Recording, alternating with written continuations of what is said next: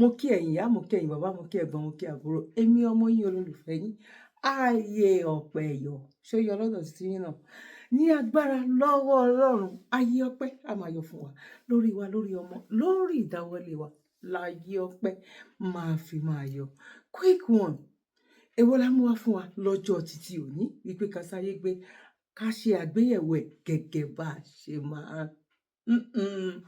ṣe máa ń ṣe. Now, fún àwa bóyá gẹ́gẹ́ bí mo ṣe máa ń sọ wípé nǹkan tí mo rí ẹ rí, nǹkan tẹ́yin rí mi ò rí.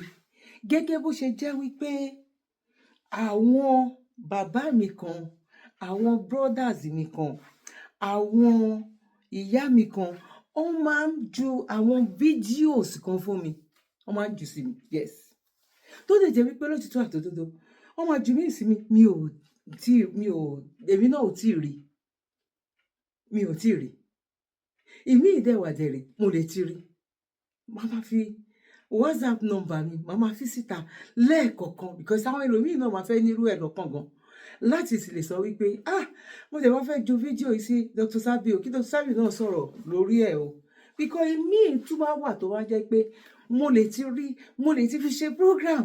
Àwọn ẹlòmíì lè má tí ì lọ pé ọ̀wọ́ program. Mi ò lò ó. Wọ́n á wí pé mo ju kíní. Ó possible kó jẹ́ pé mo ti lò ó nínú àwọn fídíò yẹn ló fi jẹ́ pé nǹkan tí mo rí rí. Nǹkan tẹ́yin náà rí mi ò rí. Nǹkan tẹ́ mọ̀ mi ò mọ̀. Nǹkan tí mo mọ̀ kò sẹ́ni tó gbọ́n tán. À ń kọ́gbọ́n sí lójoojúmọ́ ni. Fídíò tá a fẹ́ wò yìí, òun ló gbé mi yà ní gbogbo ọ̀nà ibi tó gbé mi yà sí yẹn wípé. Bẹ́ẹ̀ni kí n dáfà gé.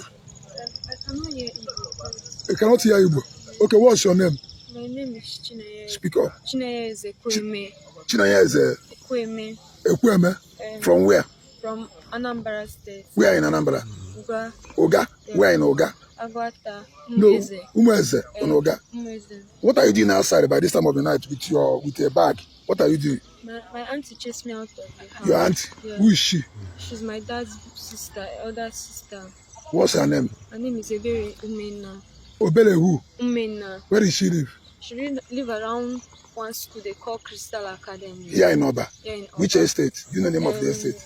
I think they call it New World Estate. New World Estate. Yeah. Why did she chase you out? She said that she just came back from a walk because I think she went to the police station and she accused one woman of kidnapping me. Jesus. So the woman then she now called the woman police. The police now asked me what happened. I told them what happened. Then what? Then the police now told her when she went there. So when she came back, she used that anger for me reporting for her and flogged me and told me that I should go out from her house. Jesus. And she chased you out? Yes, she chased me She out. called the police for the woman and the woman kidnapped you. What did the woman kidnap you? No. What happened? Okay, the woman is my classmate's mother. Okay. So when I had my practical, my food and nutrition practical, my auntie did not help me. So the girl was able to ask her mother talk to her mother for some money to give her so that I can be able to do my practical. But I told them that my auntie was not able to provide the money for me because when I asked her, she used cane and chased me away. Why?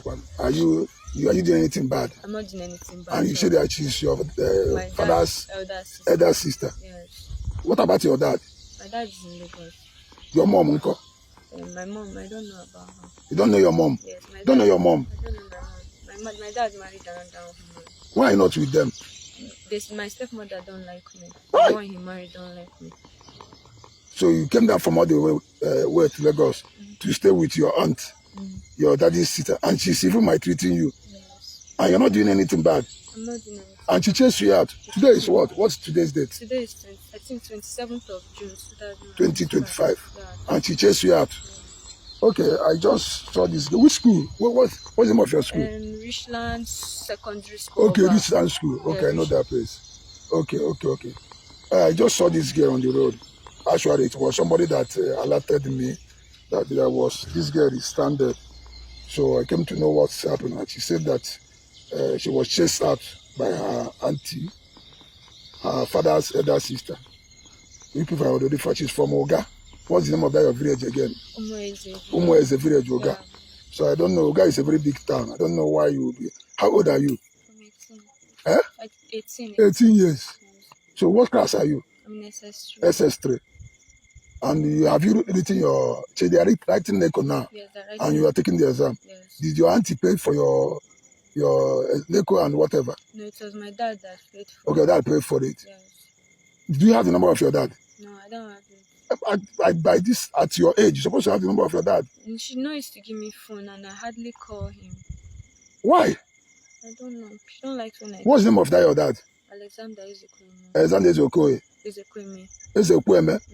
And you're answering his name. It's not good now. A small girl like you. She wore her veil with pride. She came in peace. But in Paris, they treated her like she was nothing. What they didn't know, she was the president of Tanzania.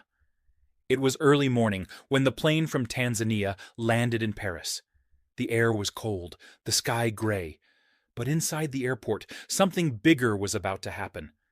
President Samia Suluhu Hassan stepped off the plane, calm and graceful. She wore a long dress, and on her head, her Muslim veil, soft and clean, just like she always wears it. She didn't come to fight. She didn't come to show off. She came to speak at a world leaders meeting, to represent Tanzania, and to stand for Africa. But as soon as she reached the passport check, something felt wrong. The French officer looked at her passport, then at her veil. Then he frowned. "Remove that," he said in English, pointing at her scarf. She said softly, "I am the President of the United Republic of Tanzania." But he didn't care. "Take it off, madam," he repeated. "This is France." Behind her, Tanzanian officials tried to explain. They showed documents. They called other security officers. Still, she was told to step aside. She was searched. She was questioned. Not once did they say, "Your Excellency." Not once did they say, "Welcome." She stood there for over 40 minutes in silence. People walked by. Some stared, some laughed. One officer whispered to another, "She looks like one of them." But she didn't cry. She didn't shout. She stood still, with dignity. And when they finally realized who she was, it was too late. The damage was done. President Samia turned around, looked at her team, and said quietly, "We are going home." And with that, she refused the summit. She boarded her Tanzanian state plane and flew back to Africa. But what happened in that airport would not stay quiet for long. The sun had not yet risen over Dar es Salaam when President Samia's plane touched down. She did not speak to the press. She did not shout on television. She walked off the plane with... Kindly subscribe to YouTube channel and follow on Facebook page at Dr. Zabby's Talk Show. Her veil still on, her head held high, and went straight to the State House. But the silence did not last long. Someone on her team, maybe a guard, maybe a staff member, leaked the truth. And like fire catching dry grass, the story spread across the country, then across the continent. Radio stations interrupted their programs. President Samia humiliated in Paris. She was stopped like a common criminal because she wore a veil. On social media, the youth reacted first. One girl in Zanzibar posted, "If they treat a president like this, how will they treat our mothers?"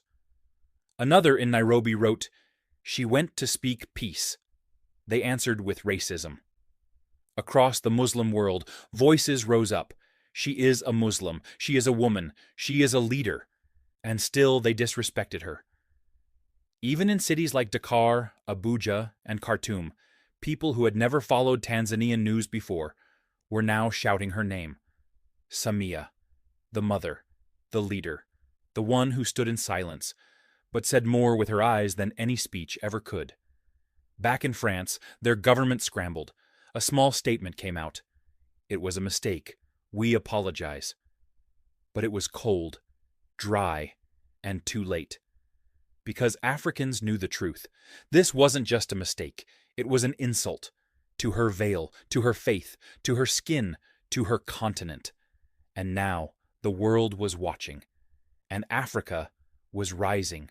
The streets of Dar es Salaam were full of whispers. Old men sat under mango trees discussing the shame. Mothers in the market shook their heads. University students raised their fists. Everywhere, the people were asking the same thing. Why? Why did they treat her like that? It wasn't just Tanzanians. Across Africa, the story reached every corner. In Senegal, imams spoke her name in Friday prayers. In Nigeria, women's groups held silent protests in front of French embassies. In Egypt, a popular TV host shouted, "The veil is not a crime. France has crossed the line." But President Samia stayed silent. For days, she said nothing. People waited. Was she afraid? Was she angry? No one knew. Then something unexpected happened. A video started to go viral. It was not from her office. It was from a young girl, maybe 14 years old, from a village near Arusha. The girl wore a veil. She held a Tanzanian flag. She looked straight at the camera and said, "President Samia, we love you. They tried to shame you, but you shamed them with your silence. They thought the veil made you weak, but we saw your strength." That video reached millions. And suddenly, it was not just about politics. It became personal. African women began sharing photos wearing veils, using hashtags like "I am Samia," "Respect," "Ur Veil," "Africa is watching." And in the streets of Ouagadougou, Bamako, and Kinshasa, posters appeared overnight. "You touched her veil. You touched all of us." France had tried to ignore it. But now the world was listening. And France was embarrassed. Because a quiet woman in a scarf had made more noise than any army ever could. Pressure built like a storm cloud over Paris. The French government sent another statement, this time longer, more serious. They said the officers at the airport had acted without proper knowledge, and that the Republic of France respects all cultures and faiths. But it didn't matter, because this time, Africa had found its voice. A famous singer from Ghana released a song called "Daughter of Dignity," with President Samia's photo as the cover. In the song she sang, "They tried to make her small, but she walked like a queen. They saw her scarf, but missed her crown." In Sudan, Christian and Muslim women marched together, holding a banner that read, "We cover our heads, not our minds." Even in Europe, some people stood with her. One French journalist said on live television, "We embarrassed ourselves." A woman president was profiled like a criminal just because she was African and Muslim. In Tanzania, the parliament stood in silence for 1 minute. Not to mourn, but to show strength.